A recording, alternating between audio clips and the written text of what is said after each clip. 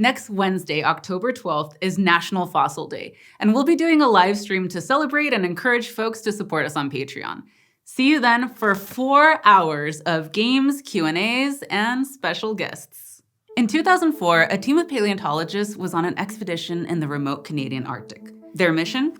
To scour the late Devonian rocks for clues about one of the most important events in natural history, the transition of vertebrate life from water to land. They were looking for fossils that could bridge the gap between the lobe-fin fish that lived around 380 million years ago and four-limbed tetrapods that appeared 365 million years ago. And after years of searching with little success, one day they finally found what they were looking for. Several partially complete skeletons from around 375 million years ago that belonged to a large species halfway between a fish and a tetrapod. A fishapod.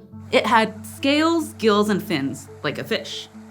But, like early tetrapods, it had primitive lungs and a flat head with a neck. And its stubby pectoral fins contained bones that matched the arm and wrist bones of tetrapods. It was named Tiktaalik, and overnight it became an icon of natural history for its place at the cusp of transition from water to land. But evolution rarely happens in a simple straight line, and nothing about it is inevitable. See, there was another fossil collected earlier on that same trip that would lie forgotten for years while Tiktaalik got all the attention.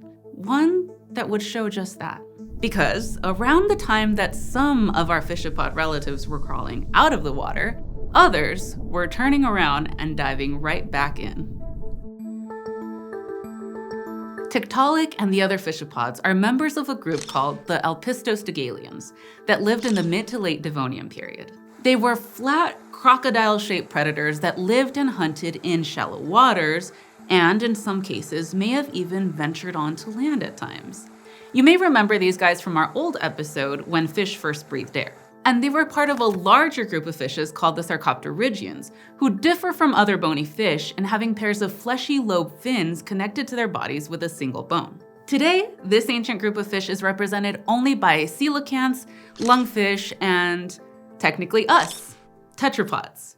Yes, from a certain point of view, we're a type of Sarcopterygian landfish, because this is the group of fishes that we can trace our ancestry to via the Alpistostygalians. But exactly which ones we have to thank, or blame, for the transition to land is still unclear. For example, we don't know whether Tiktaalik is a direct ancestor of modern tetrapods or just a close relative. We might actually trace our lineage to a different fishapod lineage that we haven't found fossils of yet.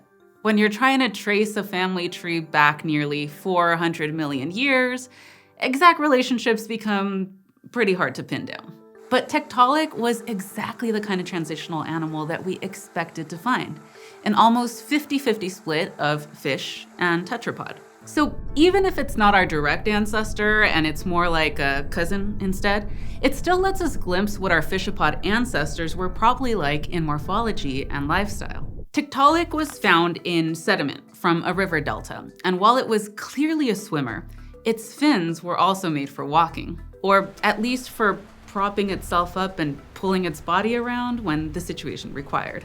It probably did this mostly in the shallows underwater, but it may have even occasionally ventured onto land for periods of time. Now, Tiktaalik got pretty big at up to 2.7 meters long, so propping itself up was an impressive feat that it only achieved thanks to its impressive feet.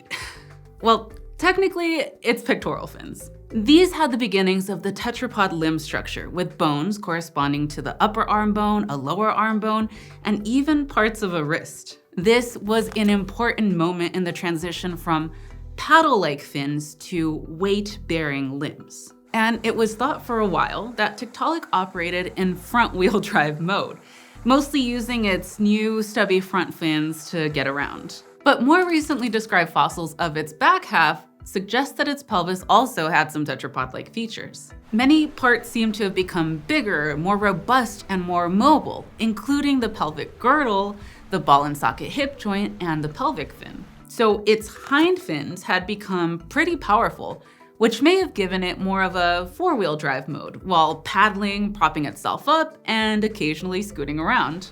Now, it's not every day that you find an extinct species that fills an evolutionary gap so perfectly, so it makes sense that it was instantly recognized as a very big deal. But it's easy to look at an animal like Tiktaalik and come away with an idea of evolution that's too simple. The development of limbs from fins and the transition to land from water can seem like a sign of inevitable evolutionary progress. But the fishapods weren't leveling up into four-limbed tetrapods because that was simply their evolutionary destiny, the inexorable next advance from life as fish. Because evolution doesn't work like that at all.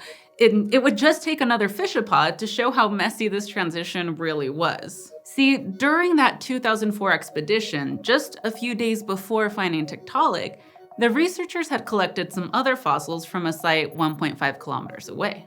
They'd noticed a few small jaw fragments, teeth, and scales embedded in some rocks, which they collected to study later. But when Tiktaalik was discovered and captured everyone's attention, those other fossils were all but forgotten about. In fact, it wasn't until 2020 that the researchers actually got around to scanning the material and found that, to their surprise, embedded in one of the rocks was a complete pectoral fin from a new species of fishapod. They named it Kikatania weigai, and while it was both smaller and older than Tiktaalik, it was clearly a close relative.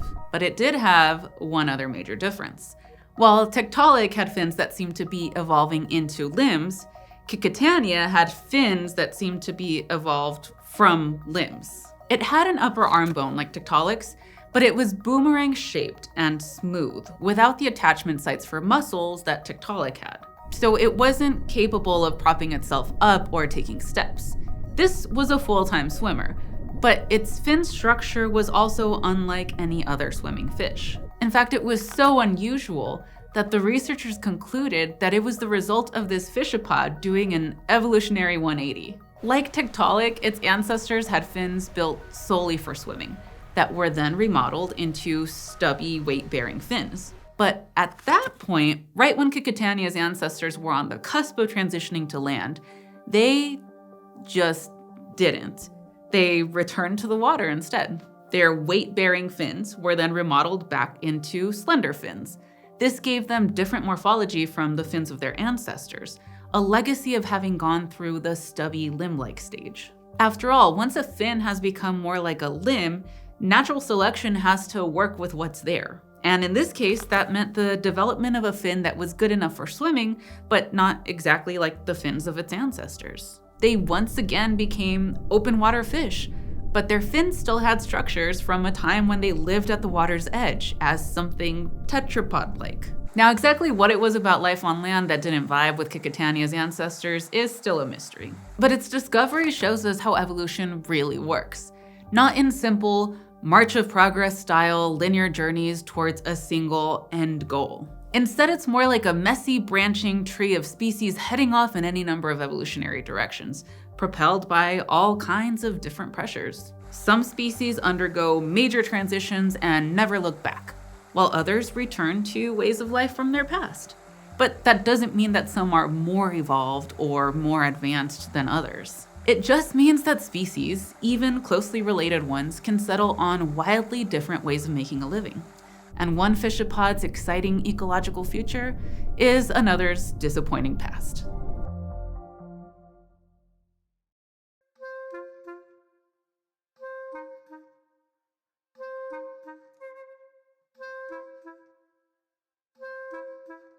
I'd like to officially thank this month's eontologists: Annie and Eric Higgins, Chase Archambault, Colton, Jake Hart, John Davidson Ing, and Melanie Lamb Carnevale. Become an Eonite at patreon.com/eons and you can get fun perks like submitting a joke for us to read. Here's one from Catherine G. Which dinosaur has the best manners? The Plesiosaurus.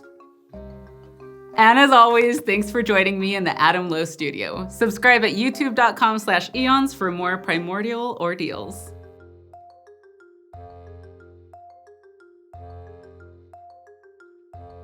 We're a type of sarcopterygian landfish.